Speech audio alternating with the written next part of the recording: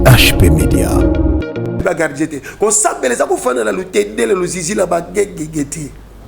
Mais Kosambela est dans la conscience. C'est la décision au fond du cœur. C'est le comportement. Kosambela est un témoignage. Ça l'a examen de conscience. Au moment où on est dans l'église, maintenant on va Kosambela te posa motema mabe moko lokola mutarata kozala doki. Et bien là, le de l'okola mutesia bonga bozane le côté contrôler ta vie. Tu peux tromper les gens, mais tu ne peux jamais tromper ta conscience et le Saint-Esprit.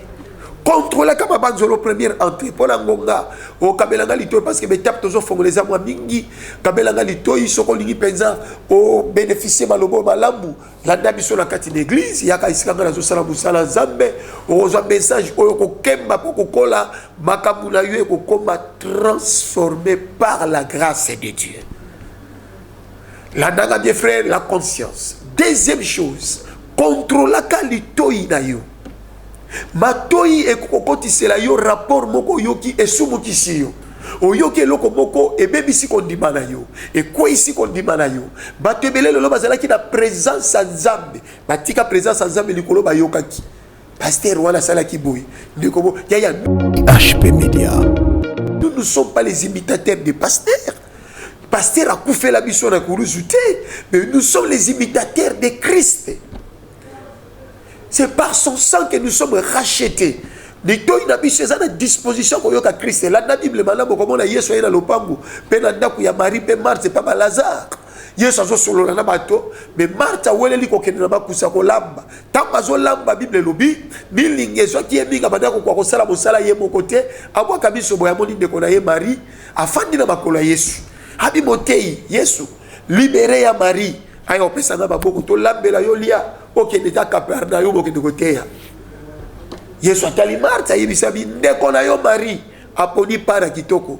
Yako zwa makolo na yete, yako zwa mutu na yete, mais yako zwa litoi na ye. Ko pese sika sango malamu ezolo baba. Ya yo pesa ka litoi palane. Lito ezalo zo pesa bato e pa bato. To kota ki mobali do côté quelque part, to kota ki motion de sika boy, to kota ki famille na bino. Bato ino zaka pona koyoka babuzoba. Oyebite mo konzambo ka zo sala boy. Baka bozo yo ke za ba mal information zo zwa. Na vie pe ozo ki de ko panza yango na ndenga babe po yoka ki babe. Muto azo ke information babe akomaka mal formé, akomaka déformé parce que information c'est la vérité, mais les vraies informations que je te donne, c'est la puissance de l'évangile. Si tu crois à la parole de Dieu, tu verras la gloire de Dieu parce qu'il est écrit la foi vient de ce qu'on entend et ce qu'on entend vient de la parole de Christ.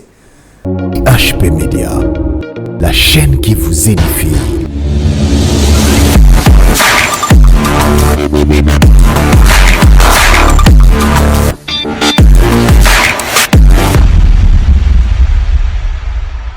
Voilà, merci, gloire à Dieu. J'ai béni le Seigneur. Que le Tout-Puissant, le Créateur de l'univers, vous accorde ce que vos cœurs désirent ce matin. C'est votre humble serviteur, évangéliste David, Lubata Lukwela, messager de la bonne nouvelle. Le long, nous avons sous la présence, il y a Banana Nzambe, nous sommes à la biso, Naitando, dans la télévision, l'émission de le temps de la vérité, avec l'évangéliste David, représentant légal de la congrégation Sefezek et de la paroisse Cité de David. Avant toute chose, nako sepela mingi si que zomio o kitisi seulement motu, yo motozo la nangai, to sambela na yo elongo, pour to bénéficier message ya mokolo ya lelo. Prions tous ensemble que la grâce, l'onction du Saint-Esprit, la communion fraternelle, l'amour de Dieu, la paix du Seigneur soit avec nous, Père de gloire. Bénir tous ces peuples dans les noms glorieux de Jésus-Christ. Le lobatoko yoka et même aboyambi pe repentance.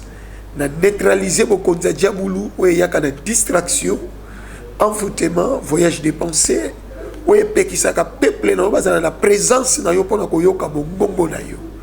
Il est écrit, la foi vient de ce qu'on entend et ce qu'on entend vient de la parole de Christ. Lobela biso na kombo na Yesu Christo. Amen. Voilà. Na lingi lelo to bénéficier sambala mu yankolo Yesu parce que Yesu azolo bala biso lokola ba ye kolina ye. To kende bisika biso to sala bato ba pasteur te. To sala bato ba komate ba kambia ba ngomba. Non. Faites les nations premièrement des disciples. Pour monter comme un disciple à Jésus, il faut que sango ya Christ. Sango ya Yesu Christ, ils ont mafuta te. Ils ont mouchoir te, ils ont chapelet te, ils ont traduction bazo pe sabino l'église te. Katakovo, tikamande fou, longola ma papa, boya mosuna nyama belake loko boy. Et biki sakamoli ma moto te. Mais sango malamu eko biki samoli ma moto, c'est la naissance de Jésus, sa mort et sa résurrection. Aujourd'hui, nous devons parler à ce qui concerne racheter les temps. Racheter les temps. Cet verset-là, vous lisez chaque fois dans vos maisons, autant Ramokando, Migi Namokane, dans Éphésiens, au chapitre 5, verset 16. Apôtre Paul Azoloba, racheter les temps car les jours sont mauvais. Lisez cet verset. La Bible n'a pas dit que racheter l'année, la semaine, les mois ou les jours, mais racheter le temps. Le temps est dans la journée, mon frère. Le lot est allé à Bissolo des Ayazab. Le lot liwe koya, yeso kozonga, enlèvement et kosalima. Pendant qu'on a trouvé grâce, on a sentir que on a tambola malamoté, mais étant on a vivre conséquences na yamoté. Tu as la grâce de Dieu, mon frère, ma sœur. Pendant que ngolo nzambe za ko se manifester na télé bina tongo ya lolo ko yebiso na nzela état de la télévision ko yebiso ke bomba to komi frère za bomba motonyo surtout amène la réflexion na yepo aluka bikisa l'homme intérieur. Job Alobi, en réalité dans l'homme c'est l'esprit et le souffle de Dieu vivant. Nzoto yozana ngo ezana cercueil.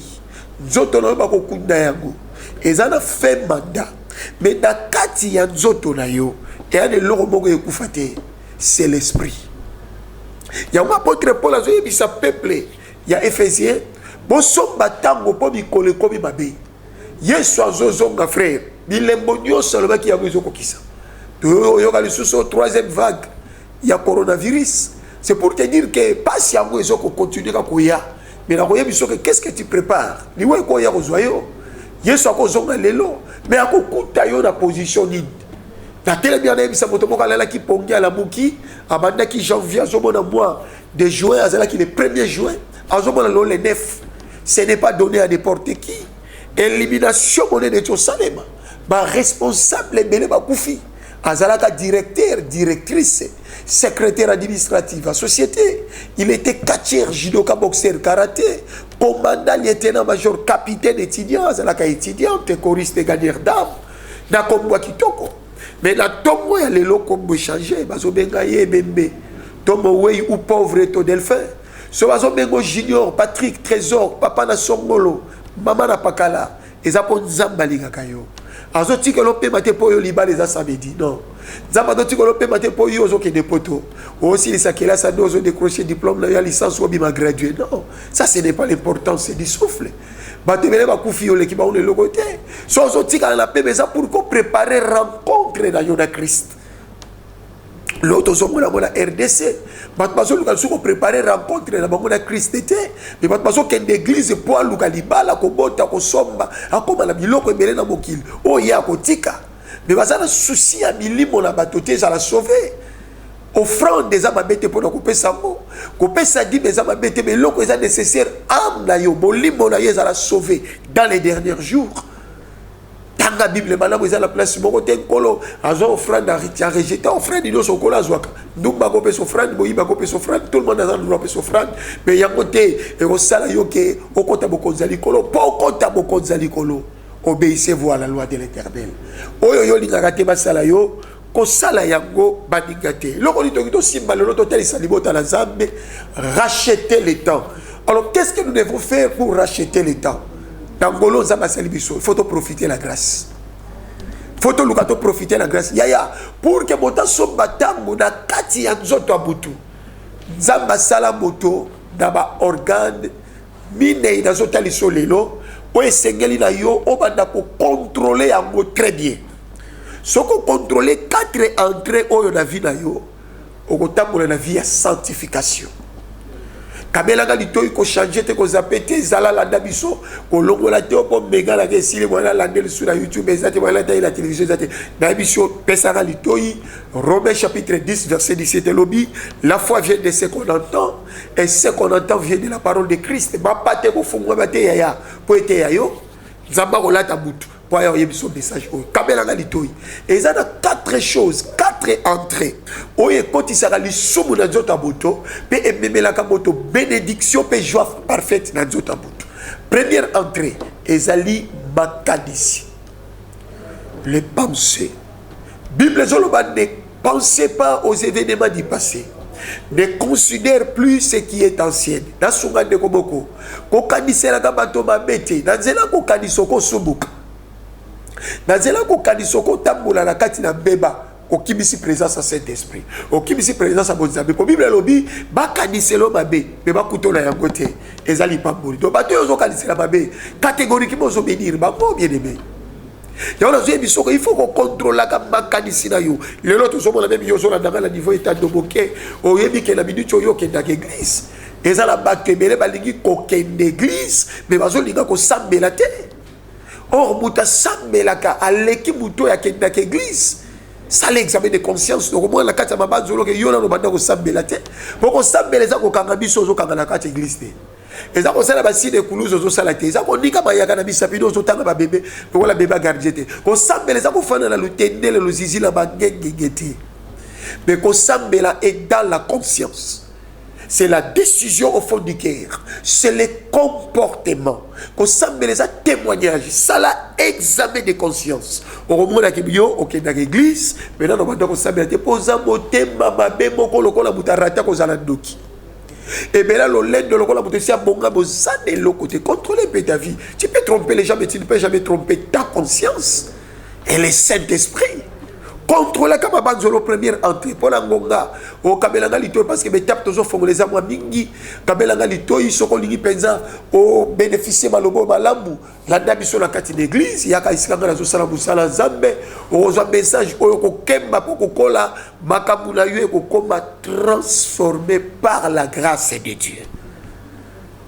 La daga des frères, la conscience. Deuxième chose, contrôler la lito inayo.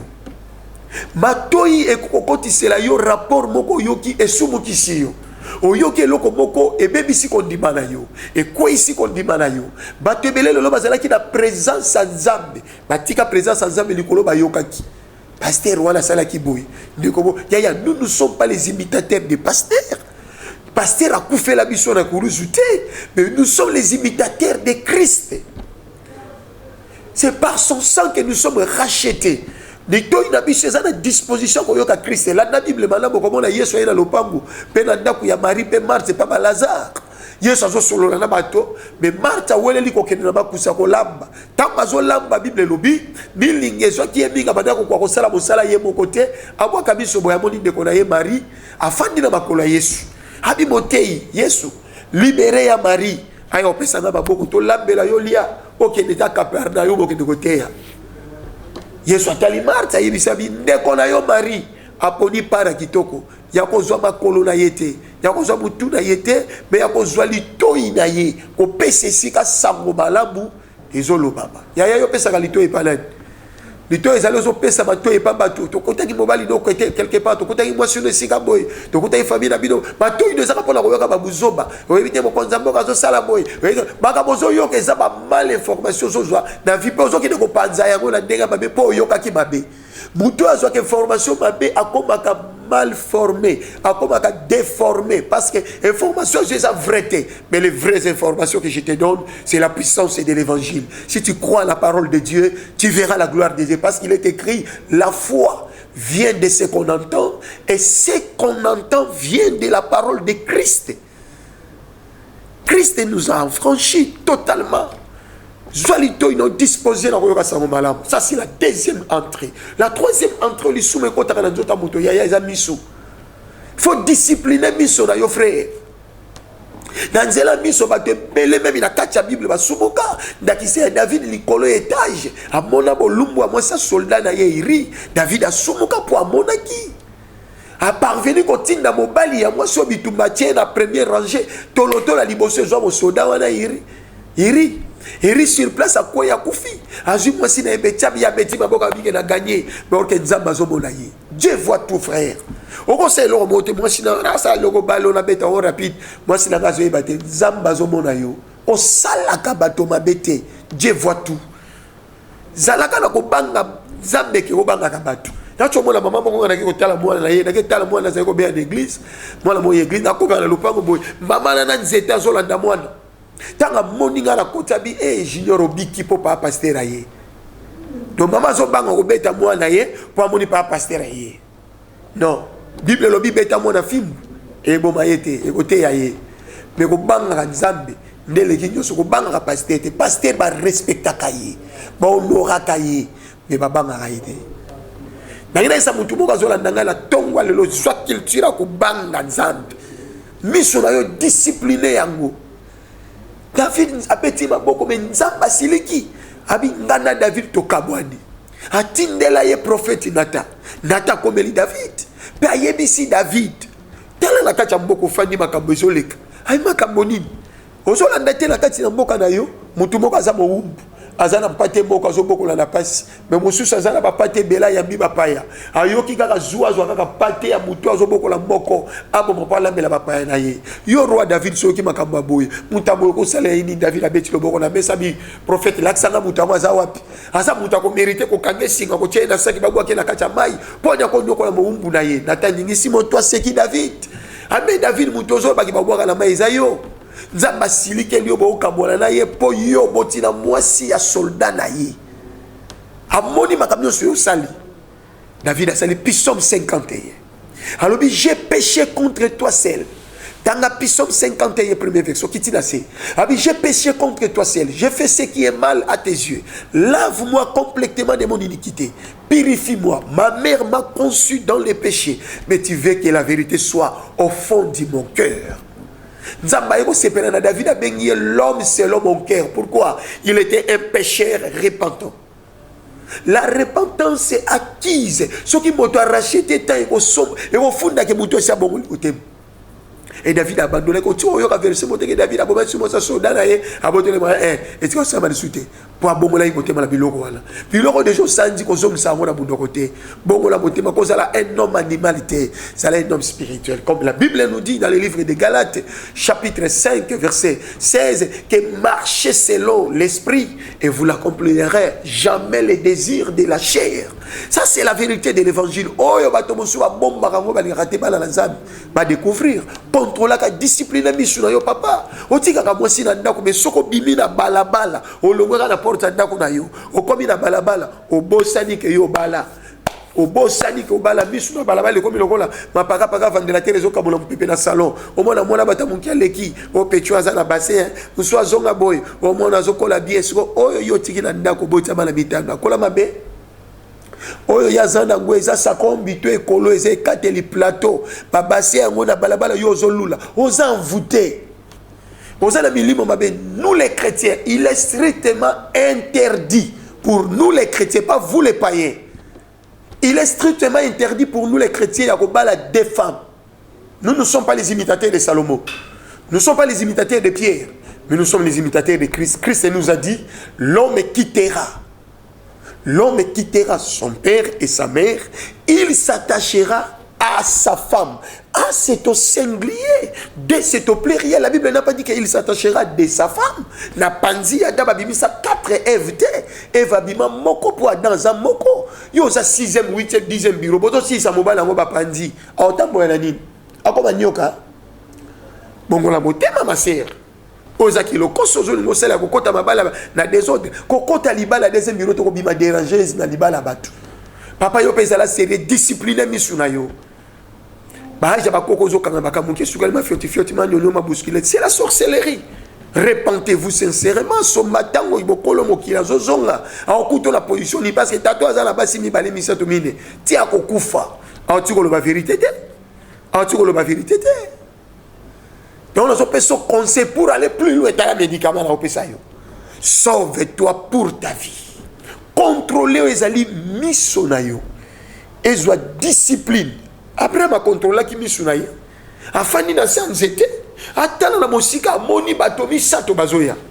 Après miso ezaki ya kofungoma parce que à part miso yozo talela ka batu wala ti chemise noire wala ti chemise à pembe wala fleur ba fleur eza na miso mosusu ezaka na kati na yo ezaka na kofungoma jusqu'à présent na kati les fonctions na kati fo nzamba fongolo miso abolimo banda komona lokola Abraham aiba ko discipliner miso netanga moni bato misato bazoya bisara zomai sokola pesa bato basokola makolo omela bango ntaba or que bato ya zoyamba ezala ki ba ange ezala ba ange.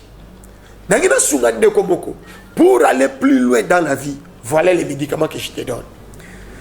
Batikela et moi na kombo Isaac.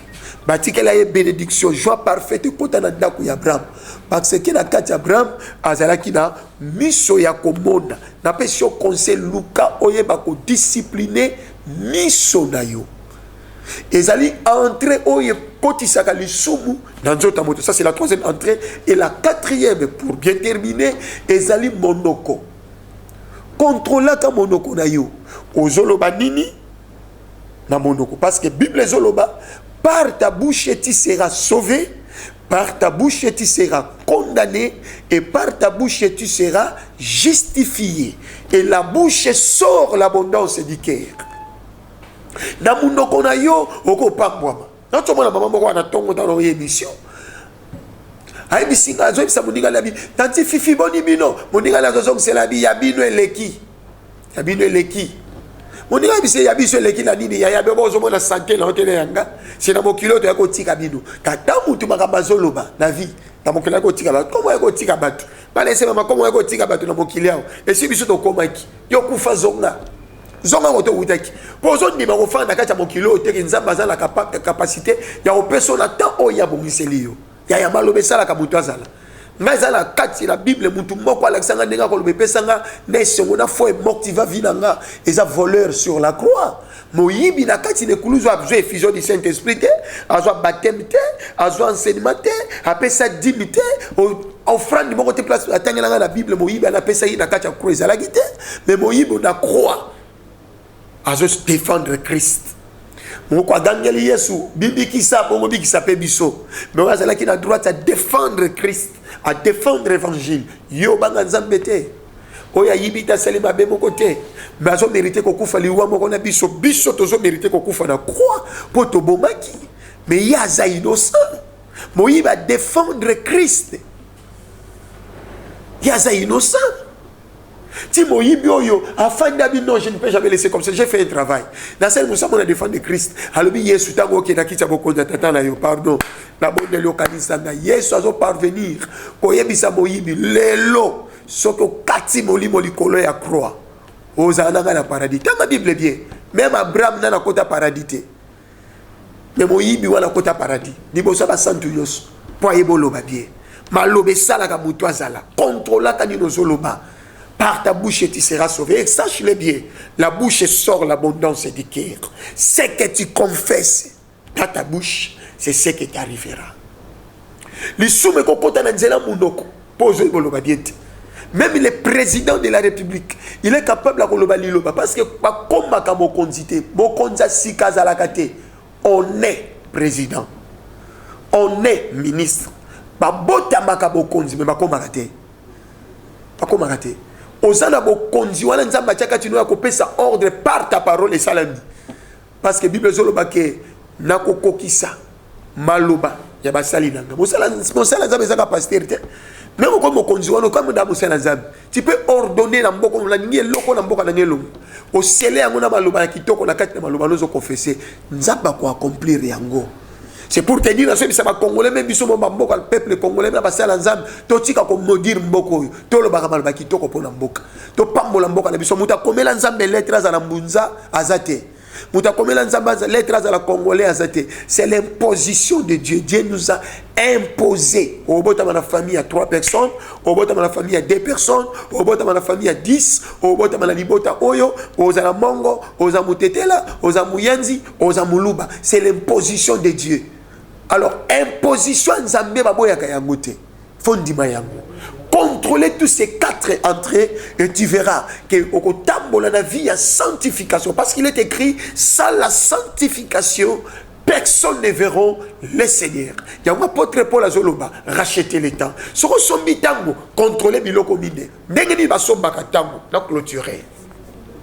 Basombaka tango na kokende kili ta mercredi, vendredi, dimanche été. Basombaka tango te pour na kofanda na zamba lutende le luzizi na mangengenge. Mais basombaka tango na décision au fond du cœur. Il est écrit, si tu confesses dans ta bouche, tu crois dans ton cœur que Dieu l'a ressuscité Jésus d'entre les morts, tu seras sauvé. Wanando sombitango. Au longwe la kati na désordre. Au longwe la kati na mobulu. Apôtre Paul Azoloba ye moko na munoko lobi. Nazala kana posa ko sala makambo kitoko. Mais malamu nazo kana ko sala na ko kati. Mabe nazo boya yango ezoyelanga. Nani akokangola ngai abi pesi réponse molimo santo. Ya mobiso bana molimo santo tozo yebisa yo bongo la motema. Le chef de l'église, le grand patron Jésus-Christ de Nazareth revient et bientôt. Les mots bientôt, ils ont calamité, azozonga.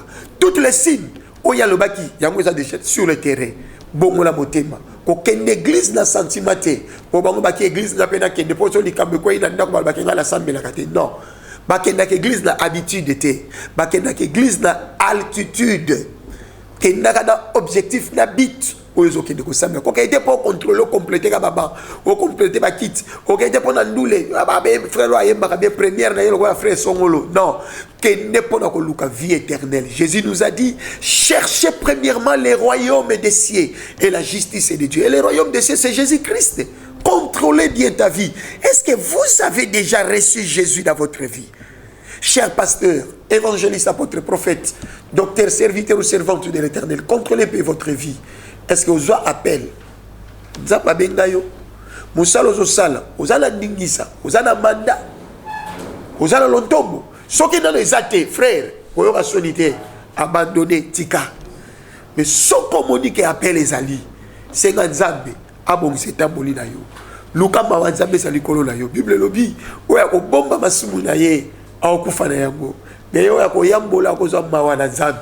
C'était votre évangéliste David de Lubatalukwela, messager de la bonne nouvelle, fils de l'apôtre Tambulukoki, Ignace Abraham Néhémie, de l'église du Saint-Esprit au Congo et ses consigles, Nzamba Pambolo Mutopesa Biso Lito Yakolanda Biso, pour la Koyeba Nengeni la Kosomba Tango, Bongezangonga, donc comme il a souka émission la Biso, Tozeb Salabana Nzambe a communiqué que les 7 à 7 heures, nous avons une grande activité, retour à la parole, avec comme thème d'habitude, la deuxième édition, j'irai vers mon Père. Nous pas tata. So nous avons battu la semaine prochaine, nous avons thème les 7 au niveau. Il y a Bilili, j'irai vers mon Père. C'est la parole. Il y a moi na oya kili kili. Dans ma baby ça qui bozu tata na ye, akia pandi na qui sala bisala sala. Tant que moni que zo simbate, aloba ki maloboyo. Nous pas tata. Et tant que qui tata boya qui était. Nous avons venu travail numéro 79 45 Mapela, commune à Massina, la référence, il y a entre Bekatef Rai, avenue travail 79 090 34 80 633 090 34 80 633. Et la koyeba savoir la Nzambe do soto za la posa ya ko zabi so la nzela ya singa numéro na biso ya ngowana oza numéro moko personnel ils a ngai moko za pe na WhatsApp ils a la Facebook dans les garabing koyeba sabana na Nzambe. Prêcher c'est gratuit, mais aller s'évangéliser ce n'est pas gratuit.